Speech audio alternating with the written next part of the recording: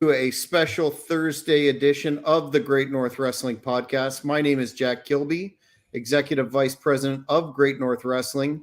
And tonight I'm very pleased to welcome a man who holds many hats, has many interests and careers in professional wrestling, but most notably now the author of a tremendous book on the original Sheik. I'll see if the camera can get it.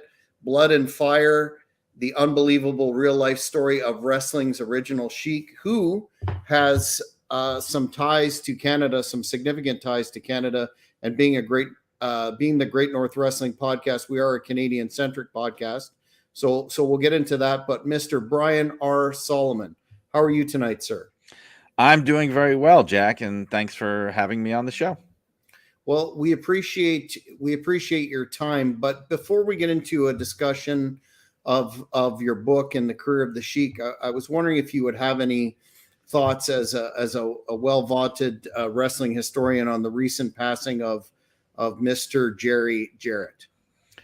Well, I mean, he was a giant. There's nothing that I could say that hasn't been said for sure. But I mean, I think what his most important legacy that you have to remember is he really was the last of the territory promoters. I mean, the major territories in North America, particularly U.S. and Canada, he was the last one. I mean, Memphis Wrestling continued on until 1997. He was a part of it till 1995. But I mean, you're talking about long after the WWF expansion was complete. And they were able, he and Jerry Lawler, they were able to create something really special in Memphis, a community, a wrestling bubble in the best sense of the term that was maybe stronger than anywhere else in the country. And the most impenetrable and immune to invasion. And I think you also have to give them credit for the influence. And I don't know if they get enough credit because, people talk about Paul Heyman nowadays and the influence that ECW had on everything. And I think Paul Heyman would be the first one to tell you that Memphis was one of the biggest influences on him and the time he spent there and the years that he came through the business. Also, Atsushi Onita, who wound up taking the lessons that he learned there and bringing them to Japan. I mean, they really were ahead of their time. And that's something that's not always remembered today because sometimes people have this idea in their head of Memphis wrestling as this like grand old traditional wrestling territory of the South. It was not. It was wild and crazy and non-traditional, and it didn't always have the best reputation at the time within the business with the other promoters because it was so radical. They talk today about how this and that person are killing the business, and that was one of the things that was levied at the Memphis territory. But I think history has judged them well. History has judged Jerry Jarrett well for all the contributions he made, and then later even reinventing himself and co-founding TNA Wrestling. I mean, what more of an impact could you hope to have on the business? There was even the story that Vince McMahon apparently had him lined up in the mid-90s if he went away to jail for all the various things that he was on the verge of going to jail for, that Jerry Jarrett, who he had working relationships with because Memphis and WWF were working together, Jerry Jarrett was going to come in and run the day-to-day operations of the WWF if need be. I mean, if that doesn't tell you how well regarded and trusted the man was, I mean, nothing will, right? Absolutely.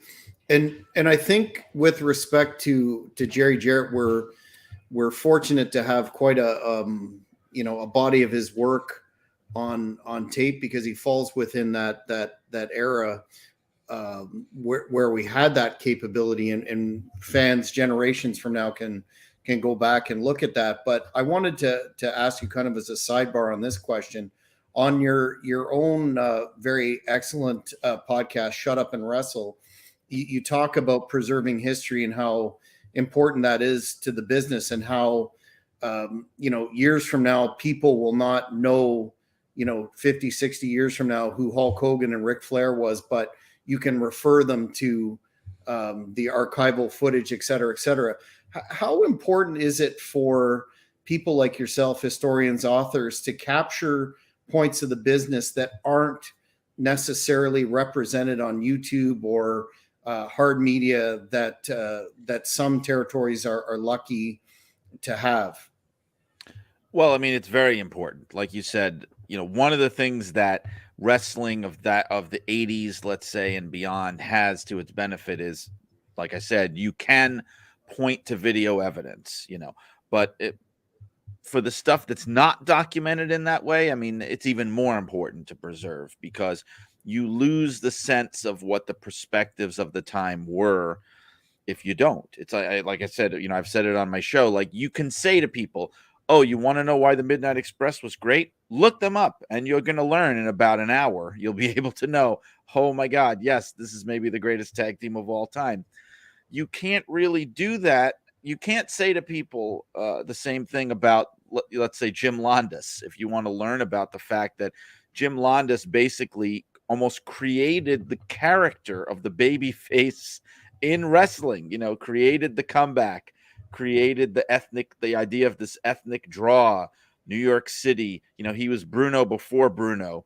Yeah, there's scraps of footage, but it's like telling somebody to look up, watch Babe Ruth play. I mean, you're not going to get a sense. I mean, you can get an idea of let's say Hank Aaron, right, or of what a player he was, but Babe Ruth, I mean, from a few bits of really sped up newsreel footage, no, you have to go by anecdotes. You have to go, I mean, in things like baseball, you can go by statistics, not as much in wrestling, but in wrestling, it's anecdotes and stories. And without that, yeah, things will be forgotten. Like, again, like I've said on the show, in the first half of the 20th century, almost anybody who knew wrestling would say that the greatest wrestler of all time was Frank Gotch. I mean, and that's an attitude that continued for a couple of generations. And then Frank Gotch left living memory. And now nobody says that anymore, unless you're somebody who's an extremely studied historian and observer, like someone like a Mike Chapman. And like I said, and that's where it started, what you had said, that's going to happen to everybody. And people like Hulk Hogan and Ric Flair or Bret Hart, Shawn Michaels, we have the benefit today of, it's a little easier because there's video. But what we know is, and all you got to do is spend a lot of time among teenagers and young people, is just because it's out there and they have more options today than ever of what they could watch at the tip of a button, of a finger, just because it's there does not mean it's going to be sought out. So there's still work that will have to be done for sure. Which is, I think, a germane point that one of your guests on your podcast, Mike Sempervive, brought out was, if you have a particular, I mean, it was speaking in reference to the Wrestling Observer Hall of Fame, but if you have a particular individual that you feel is being overlooked, get it out there. And even if it's on an obscure podcast, or you write something, raise that awareness so fans can discover that and absolutely have them take the place in history that they deserve before it's absolutely forgotten. Yeah. Yeah, we all have those for the people that vote. I mean, for me, it's not even so much somebody that's forgotten or overlooked as somebody that I just think the voting system does no favors. And my own personal cause is Sergeant Slaughter. And Yeah. as I've said, every year I vote for him. I mean, I worked with Sarge at WWE. He wrote the foreword to my first book, WWE Legends, and he really did write it. And, to me, it's one of those things. It's like, how do you put it into words? Well, just the idea of there being any kind of wrestling Hall of Fame that Sergeant Slaughter is not in is just strange. And I don't know how else to put it. And it's like, if you mention it to somebody that doesn't even know a lot about wrestling, but was around in the 80s, let's say, and you say, Sergeant Slaughter, yeah, he never makes it in, they're going to look at you like you're nuts. And that means something. There's a reason people think that way. It's because he had cultural crossover and cachet. I mean, this is a man who was stopped on an airplane by Richard Nixon, for an autograph and a photo. Yes. That's somebody who belongs in the Hall of Fame. That's all. That, as far as I'm concerned. Well, hats off to yourself and authors like yourself that produce books, and shout out to the Arcadian Vanguard Podcast Network, one of my favorite series of podcasts that are dedicated to preserving and raising awareness of the history of the business, which, as you pointed out before, is not exactly mainstream in the cultural zeitgeist. So it's important work. But turning to the Sheik, speaking of one of the most mysterious characters, mythological in proportions, what was what your original impetus for deciding to write about the Sheik in his Well, career? one part of it actually ties into exactly what we're talking about, because now I'm old enough now and I've been a wrestling fan long enough to see these kinds of to see people's names fade away from memory.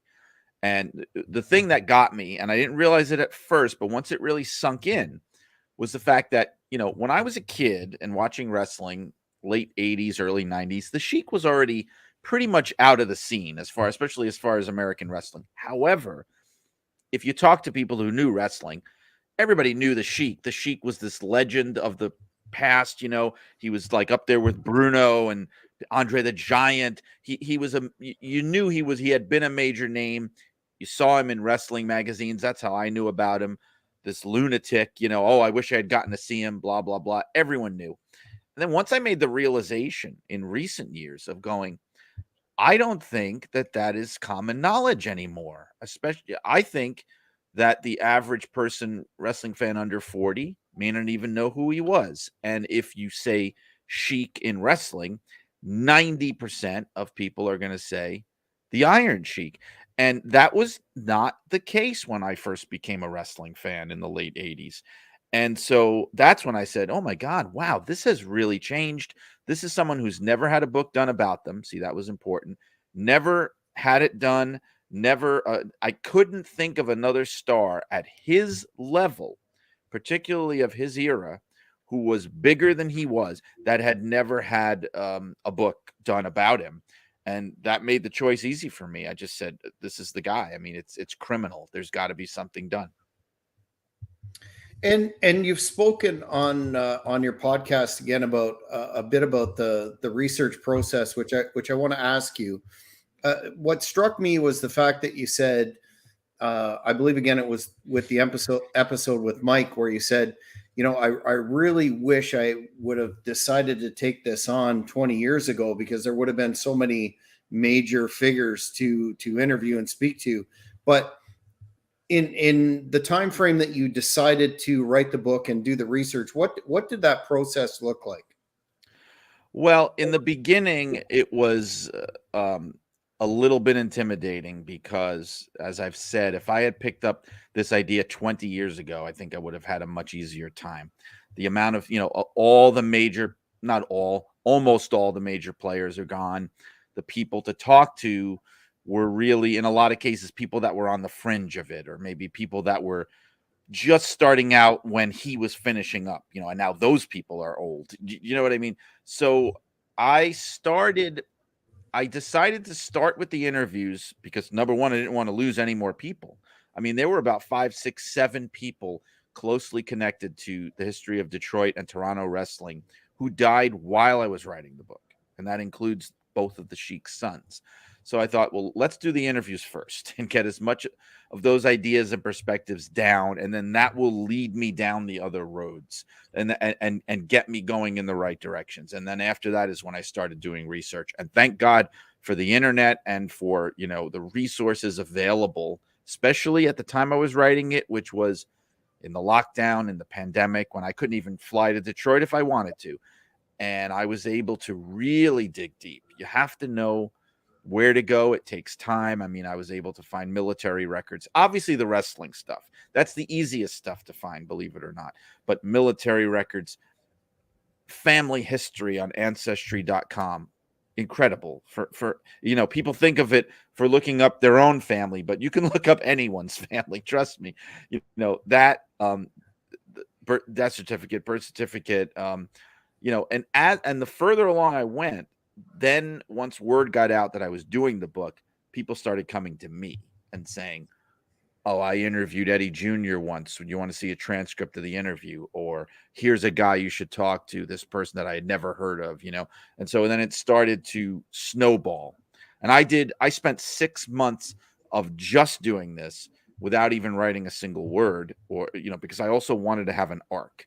I didn't want it to just be a collection of events and chronological. It's boring. I wanted there to be like a narrative, almost like you're reading a novel. Like this person's life had a journey. What's the journey? And once I had that formed in my head, then I could start writing. So, I mean, I signed the contract in November 2019. I probably didn't start actually writing until June of 2020, I want to say. And I finished by about March of 2021. Now, in the book, you cite something that admittedly I was not aware of, that he started his career basically as himself and then morphed into an early version of this persona, if you will. Can you enlighten the fans as to how this came about and what his motivation was at that time? That was something that I discovered that I don't think anybody living even knew anymore. I think anyone who knew about it was gone, because even the most fanatical fans and even people who were connected to him professionally were not aware. People kept telling me, well, okay, he had his first match in 1949 against Louis Klein, and he was already the Sheik of Araby.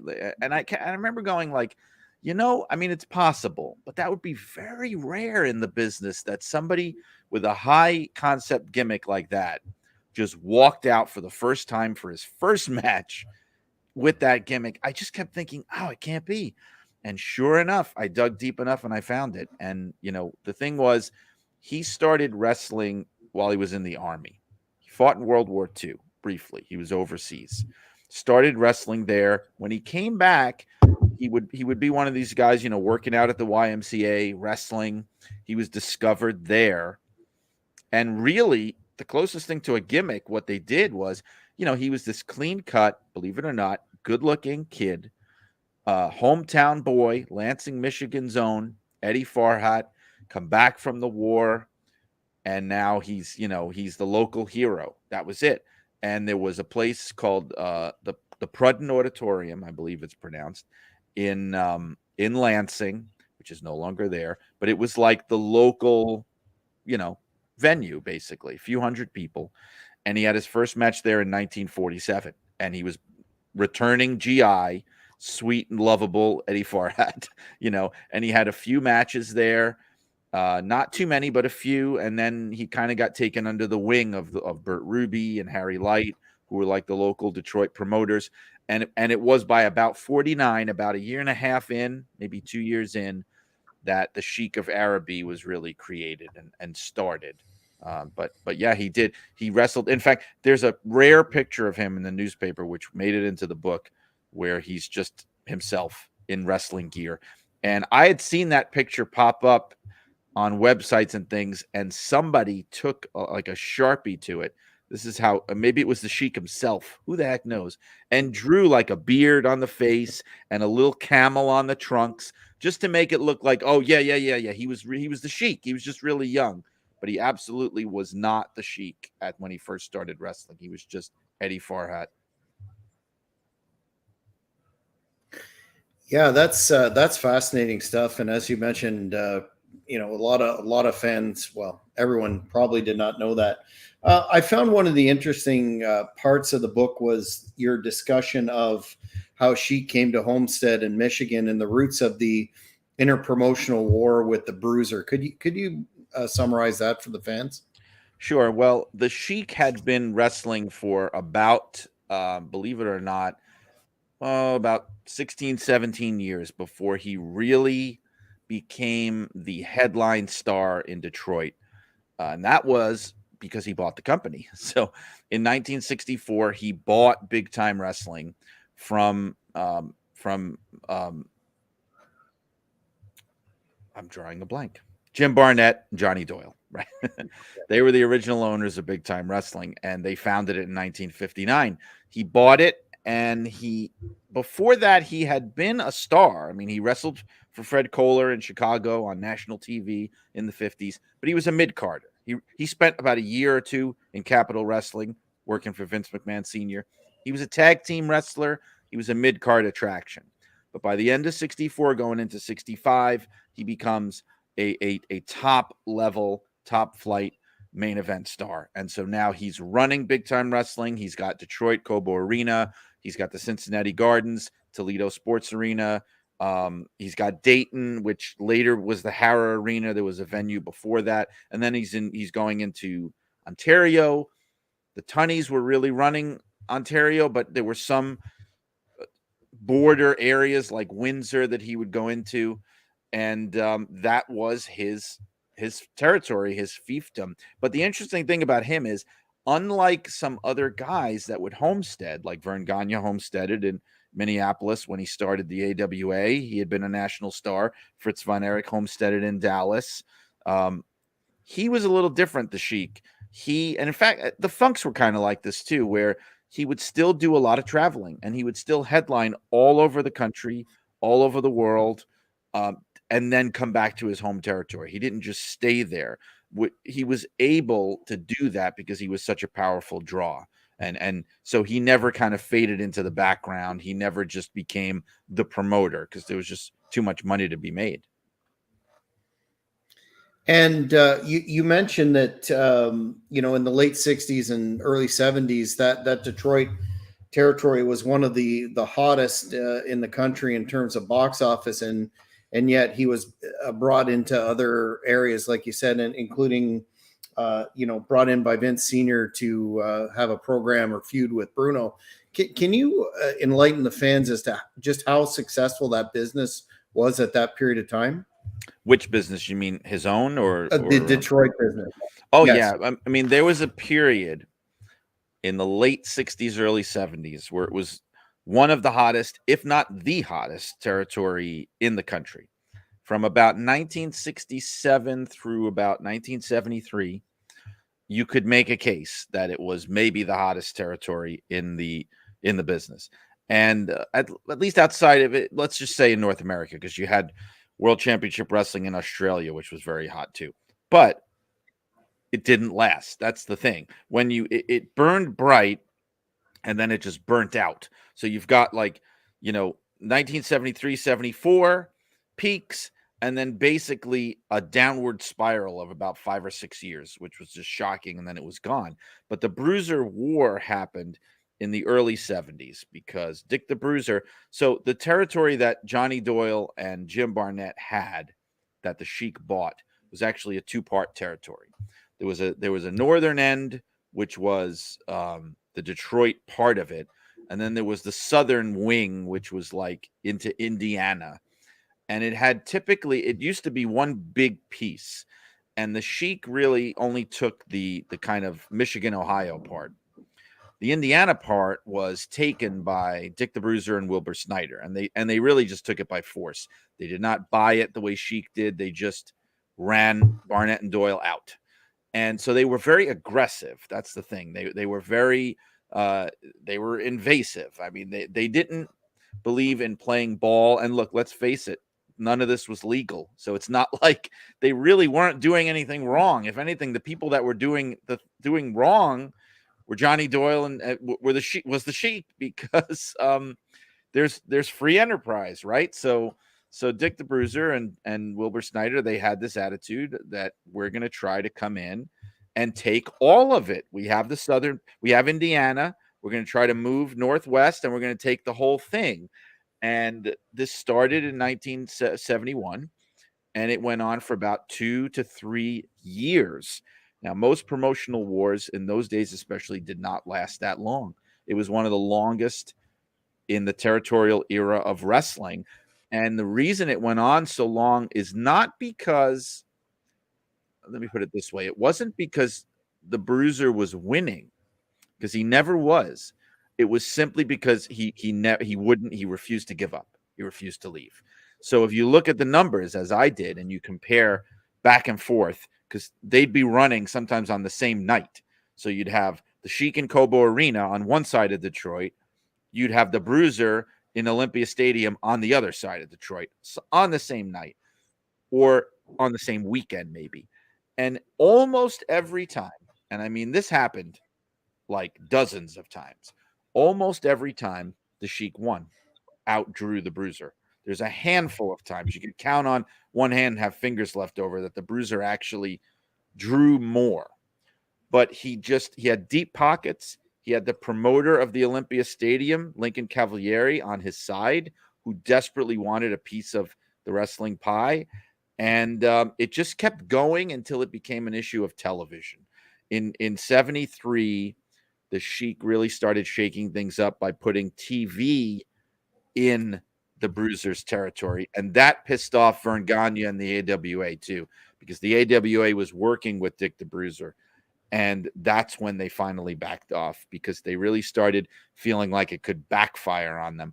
But the worst thing that happened was, once the heat had subsided, the war was over, the record crowds that they were drawing also started to dry up. They were putting 12,500 people capacity crowds on a weekly basis, bi-weekly basis into Kobo. And then in a couple of years, it was 3,000, 4,000, 5,000 people, which ironically today is an average Raw or Dynamite taping.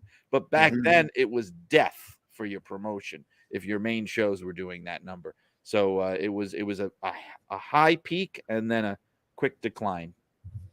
Which is a good segue to what I wanted to ask you next. You write in the book about the Sheik's booking of himself, that he beat everyone, and then there was that schmoz with Andre the Giant. What would you say, given how high the heights were and then this decline? What were the major factors behind the decline of that territory? And do you think really that I know there's been a lot of ink on the Sheik and his booking turning fans off, but what would you, if you could delineate it down to a few factors, what would those be? Well, there's two different sides of it. There's the Detroit side, there's the Toronto side. So the Sheik was running Detroit and he was booking Toronto, and he was booking himself in Toronto for Frank Tunney in the Maple Leaf Gardens. And it was a very hot run until it wasn't, right? And part of that was he created this winning streak for himself. The Undertaker had nothing on this. 127 singles matches at the Maple Leaf Gardens without a loss. Now, it's easy to do that when you're booking the main events, right? But people, it got ridiculous. Anyone that came through there, Lou Thez, multiple losses, Jack Briscoe, Dory Funk Jr., Bruno Sammartino, Pat O'Connor, anyone who came through there, Tiger Jeet Singh, they were all losing. And the thing you got to remember is he was the heel. It would be one thing if when Bruno did it, it was great because that's what people wanted to happen. That's what they were paying their money to see, And I don't think he understood that. So the Andre the Giant match is the tipping point in Toronto. That's what people always point to as the point where, and it's funny because we think of that time as, the fans believed in the reality of what they were watching. And that may be so. But when he brought Andre the Giant in and won by countout, even by countout, this was the first match that Andre the Giant had lost in about a year, basically since he first started getting his huge monster push. And that was the point where it was almost like even the people in Toronto just said, okay, this is getting ridiculous now. How in the world can, this is ridiculous. And it started to dry up. In a couple of years, the Tunnies basically, they kicked him out. They kicked him out of Toronto because the business was drying up, and they wound up going instead with Crockett as their partner there and getting better talent, better booking. But in Detroit, it's more of a gradual thing. It's because the war ends in 73, the continual booking of the Sheik at the top, the refusal to make new stars except for the Sheik's own son, which was a disaster, unfortunately. That was a real you talk to any fan of big time wrestling and they'll tell you that's like the jump the shark moment of big time wrestling is Captain Ed George as the top baby face. So you got all that. You got sorry to interrupt, but did you mention in there that he didn't even really want, unlike some of the other promoters' sons of the time, he didn't really even want to be a wrestler? Yes, and RVD had a funny story about that. I don't know. I don't know if there's a language restriction on here. Not at all. RVD in the preface to the book, he related this tale about, because Eddie Jr. got into the business as a wrestler in the mid 70s, and by 1980, about 9 months before Big Time went out of business, early 1980, he was out, and he was working. I think he was sales or just a regular job, and RVD said that the Sheik told him that at a certain point Eddie just came to him, because Eddie Jr. never really worked anywhere else. He didn't really travel beyond the territory. Eddie Jr. came to him and said, "Dad, would you mind? I don't really know if my heart is in this. Would you mind if I just stopped?" And the Sheik said something like, "Why the fuck didn't you tell me that before? I mean, I put all this time and effort. All you had to do was tell me. We've been doing this for years. I've been trying to push you down people's throats, and now you tell me you don't want to do it, And that's also partly why he looked at Sabu the way he did. Sabu was almost like a son to him. Sabu became, carried the legacy on way more than, Eddie Jr. did. But, all that kind of stuff contributed to the downfall. If you look at the roster of Big Time Wrestling over the years, it doesn't change a lot. You can look at a card from 1973 and then look at a card in 1978. And it's all the same people hanging around. It's the same matches. It's the same feuds. Getting people just got sick of it. And then you also had the Sheik himself. I mean, he was making a lot of bad decisions. He had a gambling problem. Apparently, he had problems with addiction, hard drugs. He was being unfaithful to Joyce, which look, a lot of those guys were doing. But the problem is that Joyce was very popular with the other promoters. She was very high profile. She wasn't just like a cute little wife who stayed at home that nobody saw. So like Flying Fred Curry told me, it was like everybody was kind of going, how could he do that to Joyce? It was just making everyone uncomfortable. He was bringing his girlfriend around to shows, trying to get her booked. All these kind of things, these, as we call them colloquially, these personal demons, they added up. And when you have addiction problems, which started from surgery that he had, an addiction to painkillers, what we would call today an opioid addiction for sure. You're making very bad decisions. You're not of sound mind. You owe money. You're gambling away your fortune. You're dumping your personal savings down the black hole of this, fading business. That's a recipe for disaster, because you look at these companies that went out of business, they all were going to go out of business eventually, but none of them is as just spectacularly disastrous as what happens to Big Time Wrestling in such a short period of time. And he certainly liked to live large, so to speak, as you pointed out. A friend of the show, Rick Brooks, is asking about, he said he's seen the Sheik countless times in Cincinnati from the front row, but don't recall him ever having any of his managers with him. Did they only work the Kobo shows or the major arenas? I'm not 100% sure of that, but it's a very safe bet, because in those days, that was done a lot, where the managers were heat seekers. They were there mainly to be on TV, to do the promos, to get the heat, to get people to come out to the matches. Like, for example, in the old school WWF, when it was still Northeast only, those guys, Grand Wizard, Blassie, Albano, a lot of fans will tell you that went to shows in that era, like at the Boston Garden or the Philadelphia Spectrum, they were not there. They would do TV, and they would go to the Garden, and that would be it. And so I think it's very possible that they had a similar deal in Big Time Wrestling, because the Sheik was very influenced by Vince Sr., actually. So it may have been a situation where guys like Abdullah Farouk, Eddie Creechman, they may have just been TV tapings, Kobo. Although, I mean, and Maple Leaf Gardens, obviously, but that was a different territory. However, Cincinnati Gardens was the number 2 venue in the Big Time territory. But, I wasn't there. So if Rick is saying that the managers were not there, I believe him. But it sounds to me like it was a very similar situation. Now, a lot of people credit the original Sheik with the pioneering of what's referred to as the hardcore style, and you discuss that in detail in the book: the blood, the fire, the mayhem. Can you give fans a snapshot of the level of fear that he would inspire in fans? His entire act was based on it, and his entire drawing power was based on people believing. And so, like, he would not have succeeded if people didn't truly, genuinely fear him.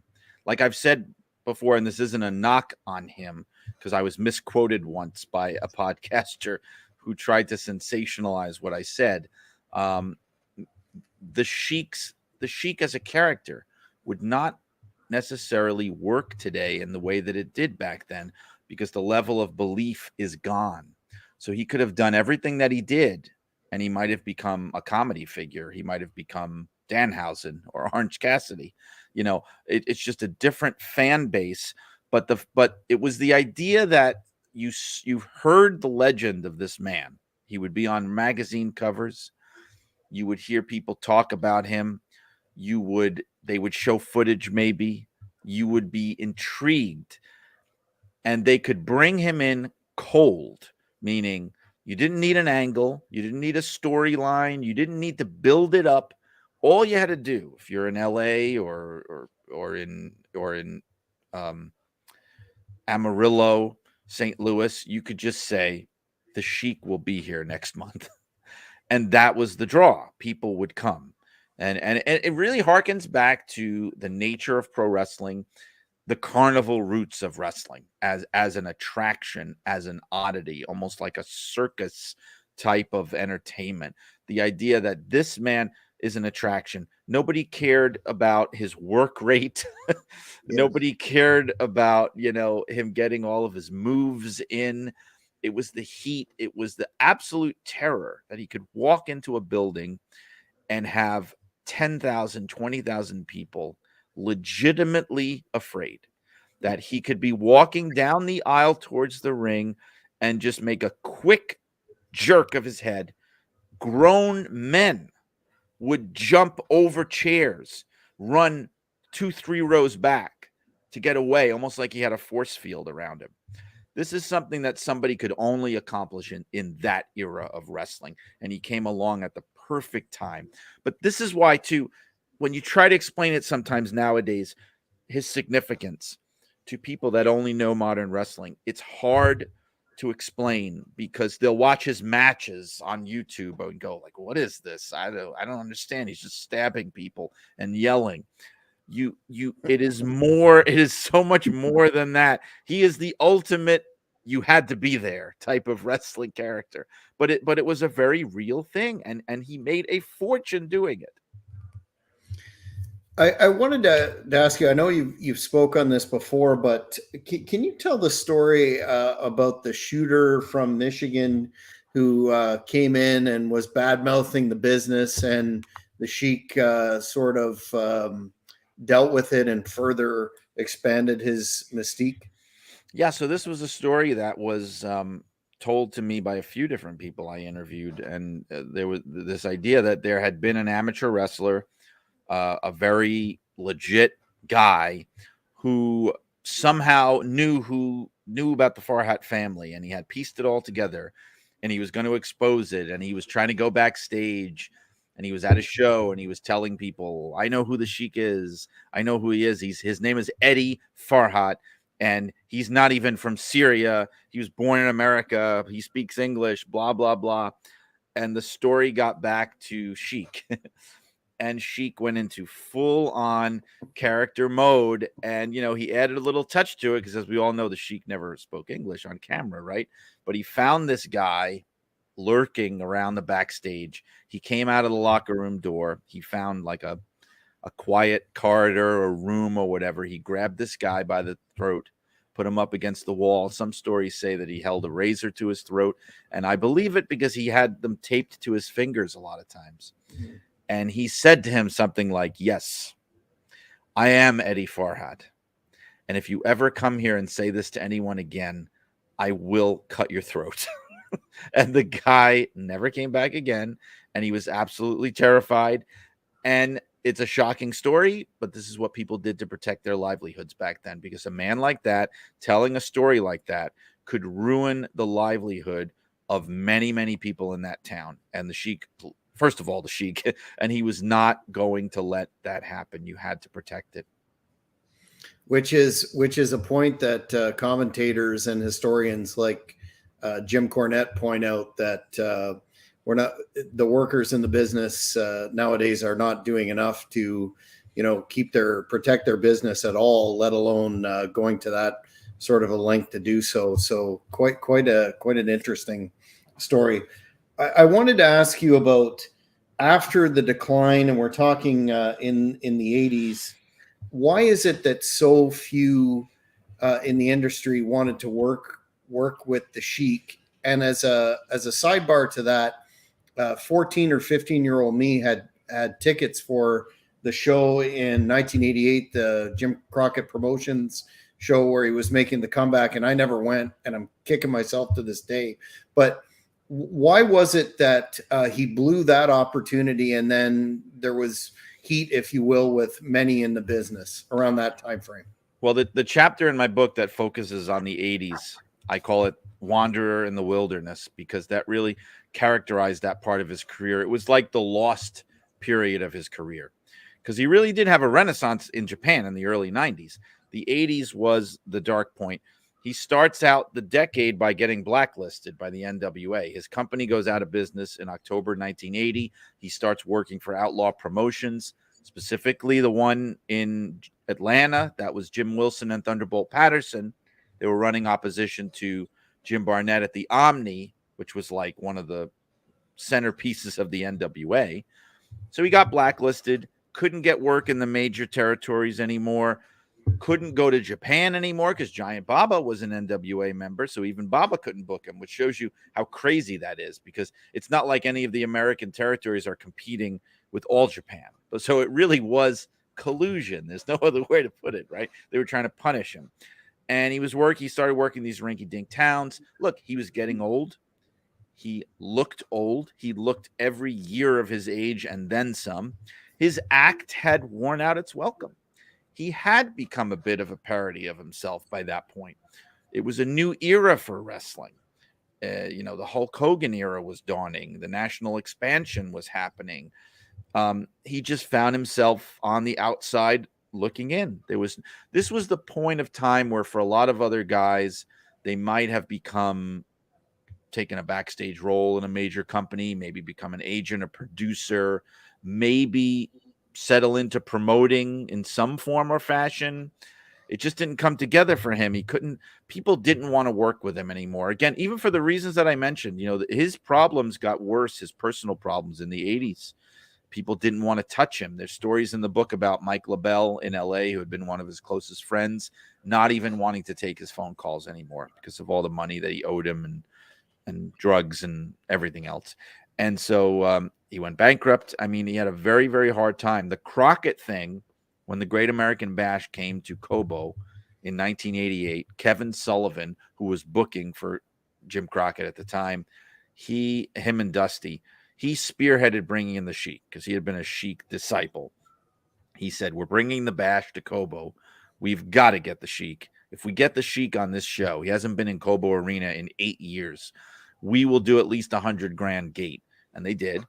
And the thing is, any other guy would have seen this as the ultimate lifeline. I will do anything you want, Mr. Crockett. Thank you so much. The Sheik wasn't that kind of guy. He still insisted on his 10% of the house, which would have been $10,000 just for him. He insisted on all this special treatment. He showed up in a stretch limousine, pulled into the back door of the arena while the show was going on in like a 3-piece suit, all decked out. And then, when they wouldn't pay him after the fact, he no-showed the rematch they were going to do. And I mean, this was a tailor-made comeback for him. He could have, who knows what he could have done with it. He could have, and then he could have settled into a job with WCW, which is actually what Dick the Bruiser wound up doing, his great competitor. He became a WCW agent.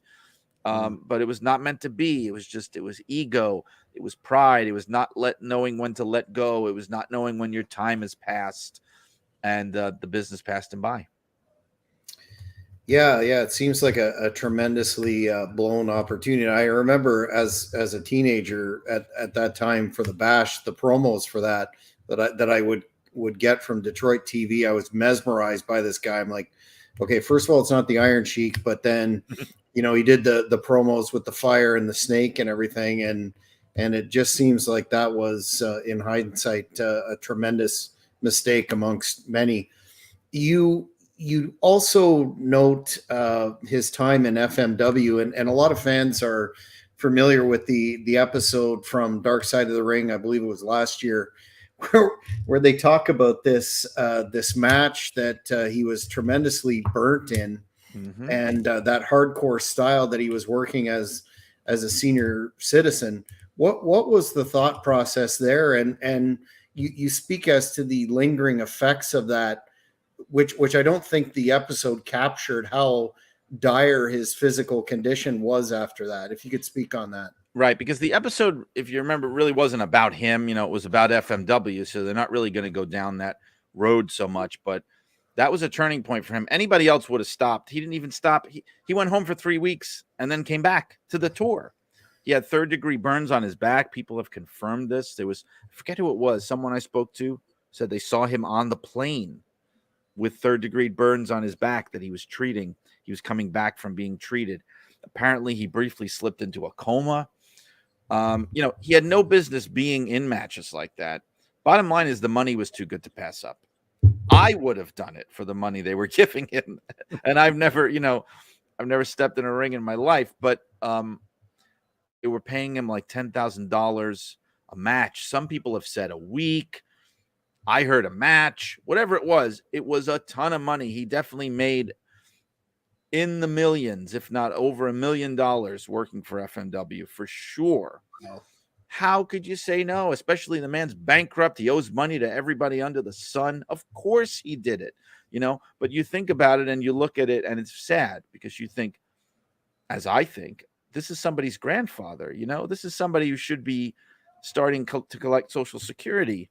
This is a man who hardly could get in the ring, let alone get out now that the ring is on fire, and Sabu told a story about how he instinctively leaped out of the ring because he's like Spider-Man, and then he thinks, oh my God, my uncle is still in there, and he looks back and they have to help him out.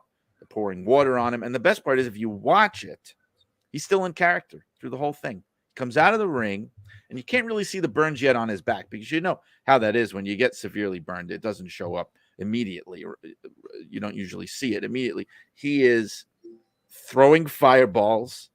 He is, attacking, lunging at people while he's just been severely burned. And like I said, that wasn't even the end of his run. He kept wrestling for Onita for another year after that until he finally had a heart attack after a match in 95. And that's what did him in. Wow. That's as they say, tougher than shoe leather. Yes. You talk about in the book Sheik's commitment to kayfabe and how legendary that was, including an anecdote from his funeral. I'm just wondering if you could broach that now with the fans. Sure. Well, the only person in the wrestling business that went to the funeral was Dave Brzezinski, Supermouth Dave Drayson, who was his last manager. Everyone else there was family and real life friends. No colleagues went. And I know Dave was always very bitter about that, but he mentioned how, and other people confirmed it, that the priest only mentioned his real name once at the beginning of the service. This is a funeral in a Catholic church, okay, because the Sheik was Catholic, and he called him Sheik, the priest. And I reached out to him. I found the priest. He didn't really want to be interviewed for the book. I understand that, but he confirmed that that was true, that he did refer to him because that's how everyone knew him, as Sheik. Wow, that's incredible. What would you say, in a final analysis, would be the Sheik's enduring legacy to the business as a whole, and not only in terms of a wrestler, but a promoter, and just a legendary sort of character? As a performer, you're talking about potentially, very arguably, the greatest heel of all time, the greatest drawing heel of all time in terms of drawing money, all over wherever he went for the longest period of time. And also in terms of how believed and feared and hated he was in a very real way. Putting that all together, because there's other people you could put on that list, the Roddy Pipers, the Buddy Rogers, the Harley Races and Killer Kowalskis of the world. But the Sheik may have been the greatest. As a promoter, it's more of in the category of the cautionary tale of how things could go wrong, of what not to do. And you can create something that's immensely successful, but you have to keep innovating. You can't just rest on your laurels and stick with what works and never try anything new or develop. You can't always take the safe road, because that's what he was doing.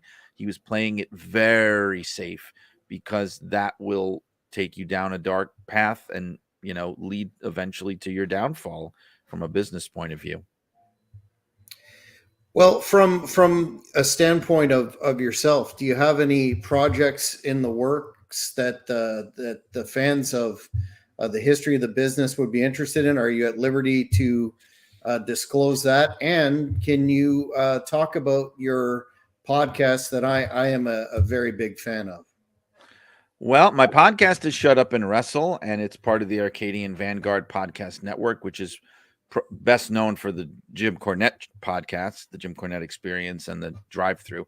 The 605 Super Podcast from Brian Last, who really put everything together, and he gave me the platform. I've been doing it now for we're just coming up on the 56th weekly episode, so it's been over a year.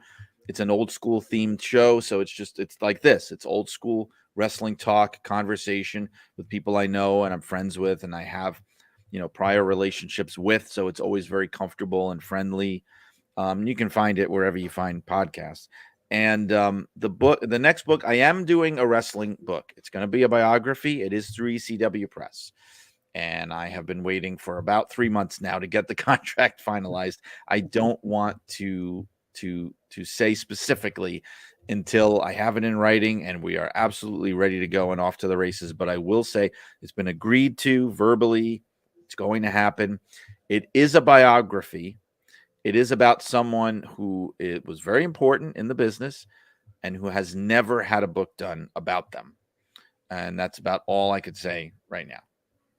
Well, we can't wait for that. I know I'll be checking that out for sure. Where can fans purchase the book? I know there's an audio version, and where can they stay in touch with you on social media, sir? Sure. Well, the book, Blood and Fire, you can find it. It's in print, digital, and audio format. And I'm proud to say the audio version is me. I'm reading it. They allowed me to do that. I gently insisted to be allowed to do that, and they did. So you can get it in all formats. Really, I mean, Amazon is probably the easiest way for anybody. If you hate Amazon, you can go to barnesandnoble.com. In fact, I've even seen the physical book in the physical Barnes and Noble stores, if you're lucky enough to have one near you. But it's very easy to find. Even just Google it, Blood and Fire and the Sheik, and you'll find it. What was the other? Oh, social media. Yes. Social media. On Twitter and Instagram, I am Brian R. Solomon. And also there's a Facebook page for Shut Up and Wrestle if people are interested in looking that up too. Perfect. Well, I can't recommend this book enough to the fans of the Hannibal TV and professional wrestling history. I got mine at Indigo in Canada. So there you go. I want to thank you very much for your time, Brian. And if you, when your next project comes out, if you would be open to coming back, we'd love to have you. I would love to do that. Just say the word. Thank you. Appreciate it. Fans, that's it for another edition of the Great North Wrestling Podcast. We will see you next on Sunday at our regularly scheduled time. Take care, everybody.